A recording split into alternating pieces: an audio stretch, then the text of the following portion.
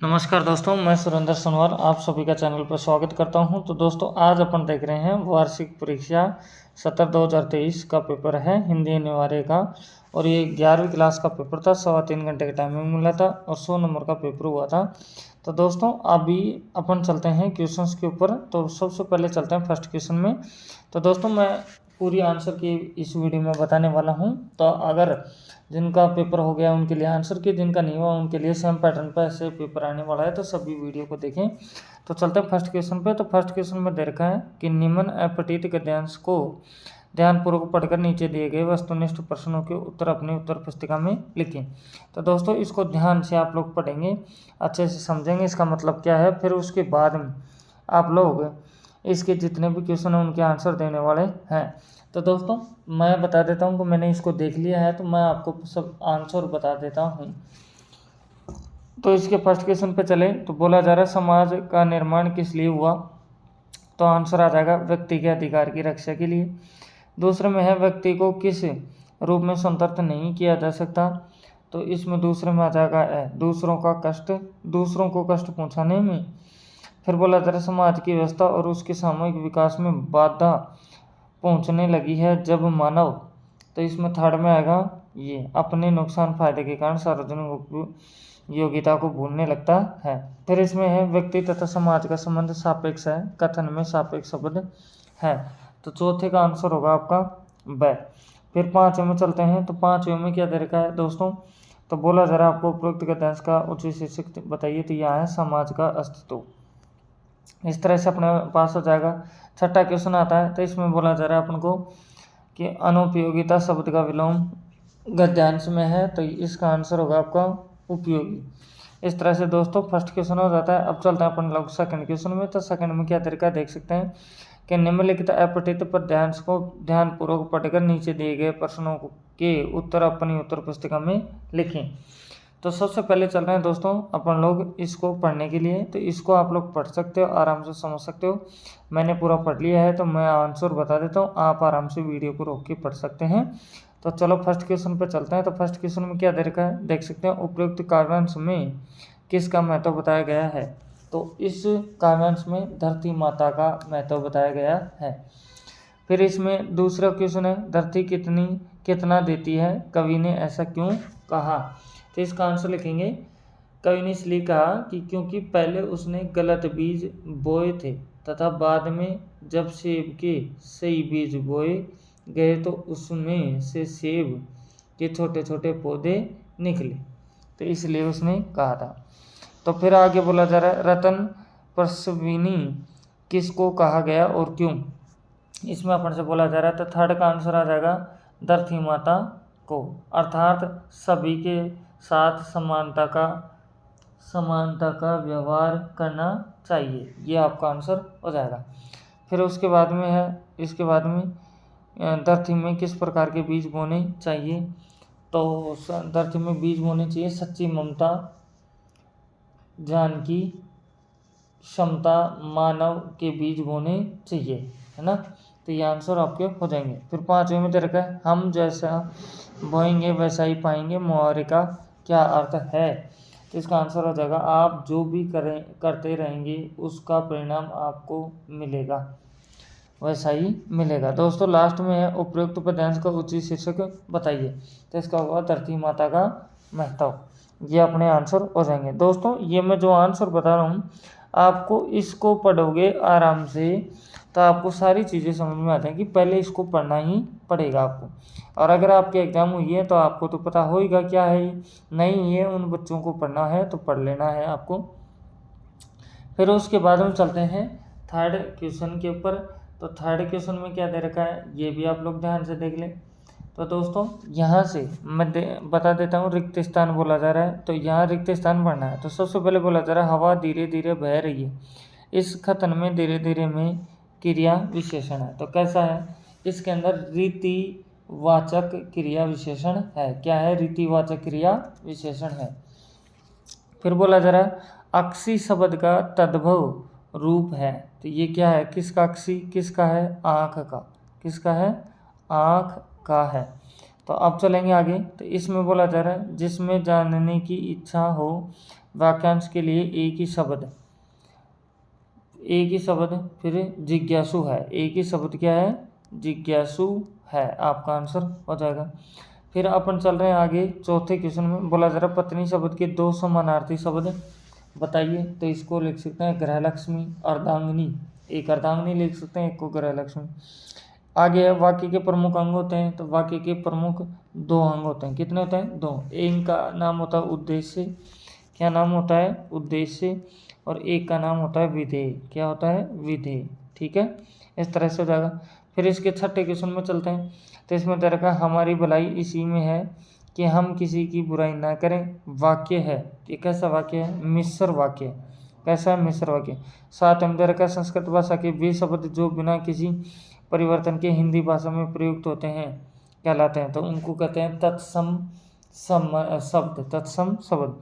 आगे बोला जा रहा है जिन शब्दों के रूप, लिंग, वचन, कारक, पुरुष एवं काल के अनुसार नहीं बदलते हैं वे कहलाते हैं। तो वो कहलाते हैं अविकारी शब्द। क्या कहलाते हैं? अविकारी शब्द। तो अब चलते हैं दोस्तों नेक्स्ट क्वेश्चन में।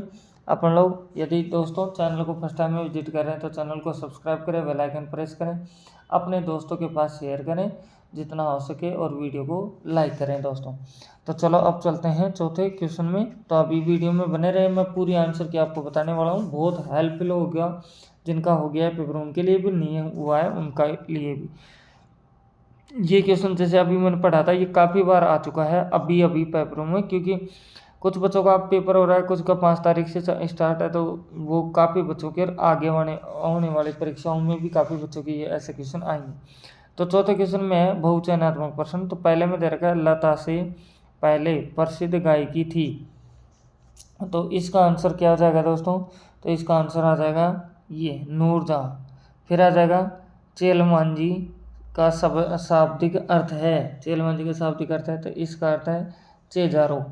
फिर थर्ड में बेबी हालदार को काम दिलवाने में किस युवक ने मदद की? तो ये बोला जा रहा है, तो यहाँ होगा चीजोरा ने। किसने की है? चीजोरा ने हेल्प की है। नहीं सॉरी, ये आंसर नहीं होगा, उसका भाई। क्या आएगा? किस युवक ने मदद की? उसके भाई ने। यह आपका आंसर हो जाएगा। अब चलते हैं दोस्तों अपन अतिलघु उत्तरात्मक प्रश्न पे। तो अभी आप देख सकते हैं जैसे कि आपके पास में ये क्वेश्चन है, लास्ट में आपको मैं पूरे आंसर की भी दिखाने वाला हूँ मेरे हाथ के द्वारा लिखी हुई। तो यहाँ से अतिलघु उत्तरात्मक प्रश्न है, तो देख सकते हैं।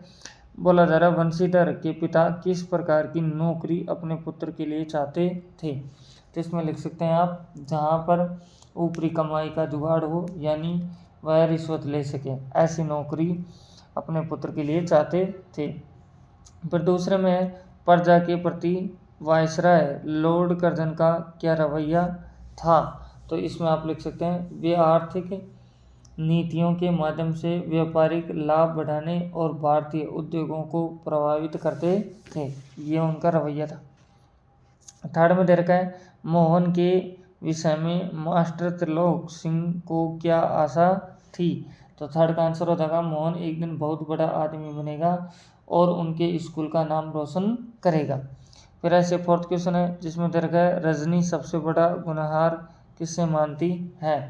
तो इसमें लिख सकते हैं आप आंसर कि जो व्यक्ति अपने आसपास हो रहे अन्याय के खिलाफ आवाज़ नहीं उठाता और चुपचाप बस देखता रहता है। फिर इसके बाद में है 5 नंबर क्वेश्चन जिसमें बोला जा रहा है दधी मती घृत काटी लियो में घृत किसका प्रतीक है? तो इसका आंसर अपन लोग बताएंगे। तो 5 का आंसर होगा घी का। किसका होगा ये? घी का। फिर छठे क्वेश्चन में आपको देख सकते हैं दोस्तों इसमें कि हे कि मेरे पुण्य पावन सावन को पुण्य पावन कहने का आशय क्या है? तो भगवान शिव का महीना है, इसलिए सावन को पुण्य यहाँ से कहा जाता है। फिर इसके बाद में 7वां क्वेश्चन कवि ने चंपा की क्या विशेषता बताई है? तो इसमें 7 में लिख सकते हैं चंपा नटखट चंचल और शरारती है और कवि की कलम और कागज को छुपा देती है। तो ये आपका आंसर हो जाएगा। फिर चलते हैं इसके बाद 8वें क्वेश्चन में। तो 8 में बोला जा रहा है शायर की जुबान सीलने का क्या आशय है? तो इसका आप लिख सकते हैं मुंह बंद कर लेना वह सावधानी भरा कदम है जो एक शायर द्वारा अपनी गज़ल के लिए उठाया जाता है। तो इसमें ऐसा कर सकते हैं। अब चलेंगे अपन दोस्तों नेक्स्ट क्वेश्चन 9वें के ऊपर चलते हैं। तो 9वें में क्या दे रखा है ये भी आप लोग देखें। तो इसमें दे रखा है आपको प्राचीन चित्रकला के प्रमाण कहाँ मिलते हैं। तो ये मिलते हैं मिस्र में। कहाँ मिलते हैं? मिस्र में। फिर 10वां क्वेश्चन बोला जा रहा है लता जी की गाने की क्या विशेषता है। तो इसमें आप लोग लिख सकते हैं कि सुरीलापन, निर्मल स्वर, कोमलता, नादमय उन्नयन, शास्त्रीय शुद्धता आपके पास में ये लिख सकते हैं। फिर इसके बाद 11 में है उल्टा पिरामिड शैली की प्रमुख विशेषताएं बताइए। तो इसमें लिख सकते हैं कि इसमें समाचार के सबसे महत्वपूर्ण तथ्यों और बिंदुओं को सबसे पहले प्रस्तुत किया जाता है और उसके बाद महत्वपूर्णता के अनुसार घटते क्रम में अन्य तथ्यों को प्रस्तुत किया जाता है। इस तरह से दोस्तों ये पूरा हो जाता है। तो मैं आपको अभी आंसर की दिखा देता हूँ मेरे हाथ के द्वारा लिखी। तो दोस्तों लेकिन चैनल पे फर्स्ट टाइम में विजिट कर रहे हैं तो चैनल को सब्सक्राइब करें, बेल आइकन प्रेस करें, अपने दोस्तों के पास शेयर करें। तो अभी चलते हैं आंसर की पे। दोस्तों थोड़ा सा आंसर की आपको समझने में प्रॉब्लम हो सकती है लेकिन मैं समझा देता हूँ, आप समझ जाएंगे, मैं कोशिश करूँगा। फर्स्ट क्वेश्चन के 6 क्वेश्चन है, इन सभी के आंसर ये हैं। फिर सेकंड क्वेश्चन का पहला ये आंसर होगा, दूसरा ये है जो इससे ऊपर ऊपर है, इससे ऊपर ऊपर है ये। फिर थर्ड का आपका ये आंसर इसका इतना है, ठीक है। फिर इसका फोर्थ का ये आंसर हो जाएगा इतना, आपका ये फोर्थ का हो जाएगा। अब मैं चलता हूँ आगे आपको लेके। तो यहाँ से आप ये भी देख सकते हैं 5वें का आंसर ये है, 6ठे का आंसर ये हो जाएगा। यहाँ तक अपने सारे आंसर हो गए हैं।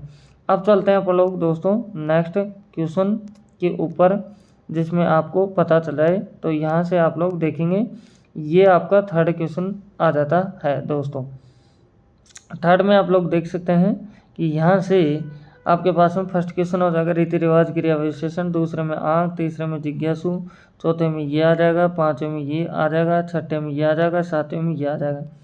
अब चलो आगे, ये 8वां भी आपके सामने आ जाता है।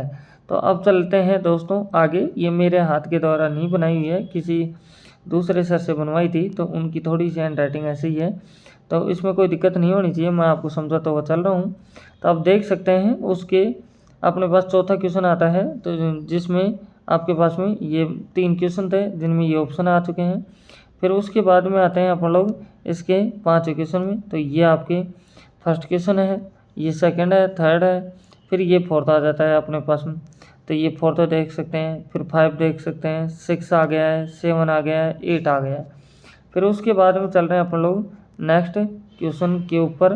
तो यहाँ से 90वें क्वेश्चन में अपन लोग चल रहे हैं। तो इसमें अपन लोग चलते हैं, तो क्या दे रखा है देखेंगे आप लोग। तो 9वां क्वेश्चन के अंदर है आपको ये दे रखा है, क्या देख सकते हैं ये मिस्र में। फिर अपने पास में ये अपने पास में याद आता है 10वें क्वेश्चन का आंसर। तो फिर आ रहा है अपने पास में 11वें क्वेश्चन का आंसर। इस तरह से अपने पास में सारे क्वेश्चन का आंसर हो जाते हैं जितने मैंने बताए हैं। तो अब वापस चलते हैं दोस्तों अपन लोग क्वेश्चंस के ऊपर। दोस्तों 5 तक के सभी क्वेश्चन अपन ने कर लिए हैं। अब पहुंच चुके हैं अपन खंड ब में। तो यहाँ से बोला जा रहा है निम्नलिखित लघुत्तरात्मक प्रश्नों के उत्तर अधिकतम 40 शब्दों में दीजिए। तो आप लोगों को देना है। तो ये 6ठा क्वेश्चन आ रहा है, तो जिसमें बोला जा रहा है लेखिका मियां नसरुद्दीन के पास क्यों गई थी। 7वां क्वेश्चन ऐसे ही है, पेथर पांचाली फिल्म की शूटिंग का काम 2.5 साल तक क्यों चला। ऐसे 8वें क्वेश्चन में है, कृषि विभाग वालों ने मामलों को हॉर्टिकल्चर विभाग को सौंपने के पीछे क्या तर्क दिया है। तो अब चलते हैं अपन लोग इसके आगे क्वेश्चन पे। तो यहाँ से आगे अपन को दे रखा 9वां क्वेश्चन, जिसमें दे रखा संतो देखत जग बोरान पद में कबीर ने क्या संदेश दिया है। इसमें दे रखा तो कोई कुत्ता आ जाए और उसे झपट कर छीन ले मुझसे। तो इस पंक्ति में कवित्री ने क्या संदेश दिया है। 11वें क्वेश्चन में है मुर्दा शांति का क्या अर्थ है। फिर 12वें क्वेश्चन में है लेखक ने लता की गायिका की किन विशेषताओं को उजागर किया है, स्पष्ट कीजिए। ऐसे अपने पास में है कोई की सफलता यानी सजलता उत्सव का अवसर किस प्रकार बन जाती है। फिर इसके बाद में है आप पड़ोस के लोग बेबी को किस प्रकार परेशान किया करते थे। फिर 15 क्वेश्चन में है प्रिंट मीडिया से संबंधित 2 कमियां लिखिए। 16 क्वेश्चन में समाचार लेखन के 6 प्रकार लिखिए। इस तरह से अपन को बोला जा रहा है। अब पहुंच जाते हैं अपन खंड 6 में आप लोग। तो यहाँ से आप लोग देख सकते हैं, तो आपके सामने दे रखा है निम्नलिखित निबंधात्मक प्रश्नों के उत्तर लगभग 200 शब्दों में दीजिए। तो यहाँ से 17 क्वेश्चन में है रजनी के चरित्र की कौन सी विशेषताएं आपको अच्छी लगी और क्यों, ये बोला जा रहा है। अगर ये नहीं आता है तो आप लोग देख सकते हैं, इसका ये भी कर सकते हैं। अथवा में जो दे रखा है कि गलता लोहा कहानी के शीर्षक की सार्थकता पर प्रकाश डाली। ऐसे 18 क्वेश्चन में है किसी फिल्म की शूटिंग करते समय फिल्मकार को जिन समस्याओं का सामना करना पड़ता है उन्हें सूचीबद्ध कीजिए। ये नहीं आता तो ये कर सकते हैं कि सिद्ध कीजिए कि जामुन का पेड़ कहानी में संवेदनहीनता को अभिव्यक्ति मिली है। ऐसे 1900 क्वेश्चन दे रखा है आओ मिलकर बचाएं कविता का मूल भाव स्पष्ट कीजिए। फिर इसके आगे दे रखा है कि पास की कविता सबसे खतरनाक का केंद्रीय भाव अपने शब्दों में लिखिए। फिर 20वां क्वेश्चन में है कि साए में धूप शीर्षक गजल में शायर ने क्या संदेश दिया है। फिर आगे इसके तो हम दे रखा है, अगर ये नहीं आता दूसरा कर सकते हैं। बोला जरा मीरा के काव्य में जो सरसता है क्या वैसे ही सरसता हक महादेवी की कविता में भी है, स्पष्ट कीजिए। ऐसे आपको किसी किस्म दे रखा है कि संपादकीय फीचर से आप क्या समझते हैं, स्पष्ट कीजिए। अथवा में दे रखा है आपको समाचार किसे कहते हैं, समाचार के प्रमुख तत्वों को लिखिए। इस तरह से दोस्तों ये क्वेश्चन है, बहुत इंपॉर्टेंट क्वेश्चन है, अतः आप वीडियो में बने रहें। तो दोस्तों आगे आ जाता है अपने पास में 22वां क्वेश्चन। तो बोला जा रहा है भारतीय कलाओं और भारतीय संस्कृति में आप किस प्रकार का संबंध पाते हैं, स्पष्ट कीजिए। ये नहीं कर सकते तो ये कर सकते हैं कि आलो आदरी रचना बेली हालदार की व्यक्तिगत समस्याओं के साथ साथ कई सामाजिक मुद्दों को समेटे हैं, किन्हीं 2 प्रमुख समस्याओं पर अपने विचार प्रकट कीजिए। फिर उसके बाद में है 23वां क्वेश्चन। तो बोला जा रहा है विद्यार्थी विद्यालय में विज्ञान प्रदर्शनी पर एक प्रतिवेदन तैयार कीजिए। ये नहीं आता तो ये कर सकते हैं विद्यालय में आयोजित खेलकूद प्रतियोगिताओं पर एक प्रतिवेदन तैयार कीजिए। तो दोस्तों इसके बाद में आता है खंड द। तो खंड द में क्या दे रखा है देख सकते हैं आप लोगों के पास में। तो इसमें दे रखा है क्या निम्नलिखित पद्यांश की सप्रसंग व्याख्या कीजिए। तो इसको ध्यान से पढ़ेंगे पद्यांश को और फिर समझ करके इसकी सप्रसंग व्याख्या करनी है। अगर ये नहीं आता है तो दोस्तों ये देख सकते हैं अथवा में आपको ये दे रखा है, क्या दे रखा है ऐसे कि ये भी कर सकते हैं आप, नीचे वाला भी कर सकते हैं। फिर उसके बाद में है 25वां क्वेश्चन। तो 25वें क्वेश्चन में क्या है निम्नलिखित गद्यांश की सप्रसंग व्याख्या कीजिए। तो दोस्तों इनको ध्यान से आप लोग पढ़ लेंगे, अच्छे से समझेंगे और फिर इस गद्यांश की सप्रसंग व्याख्या कर देंगे। ये नहीं आता था आप इसकी विषय प्रसंग व्याख्या कर सकते हैं। अब आते हैं अपन 26वें क्वेश्चन में। तो 26वें क्वेश्चन में क्या दे रखा है दोस्तों ध्यान से आप लोग देखेंगे। तो इसके अंदर अपन को कहा जा रहा है कि शिक्षा निर्देशक माध्यमिक राजस्थान जयपुर की ओर से एक पत्र निर्धारित प्रारूप में समस्त जिला विद्यालय निरीक्षक राजस्थान को लिखिए, जिसमें माध्यमिक शिक्षा परिषद राजस्थान की परीक्षाओं की उत्तर पुस्तिकाओं के मूल्यांकन से संबंधित कार्यों के भुगतान के बारे में निर्देश दें। ये नहीं आता था आप ये भी कर सकते हैं कि ग्राम पंचायत कै गए के सचिव की ओर से, ये दोस्तों ये दोबारा से आया एक क्वेश्चन, की ओर से जिला कलेक्टर वैसे को गर्मी के मौसम में पेयजल की समुचित व्यवस्था हेतु टैंकर भिजवाने के लिए कार्यालय पत्र लिखिए। ऐसे 27 क्वेश्चन है जिसमें दरकार निम्नलिखित विषयों में से किसी एक विषय पर सारगर्भित निबंध की लिखिए। तो पहला तो इसमें बोला जा रहा है क्या कि वर्तमान परिक्षेप में विद्यार्थियों के लिए इंटरनेट की आवश्यकता। दूसरे में दे रखा है बेटी बचाओ बेटी पढ़ाओ। तीसरे में दे रखा है बढ़ती महंगाई पर जीवन का प्रभाव। चौथे में दे रखा है राजस्थान मिशन 2030। इस तरह से आपके पास में दे रखा है। तो दोस्तों ये पूरा पेपर होता है। अगर आप चैनल पर फर्स्ट टाइम विजिट कर रहे हैं तो चैनल को सब्सक्राइब करें, बेल आइकन प्रेस करें, अपने दोस्तों के पास शेयर भी करें।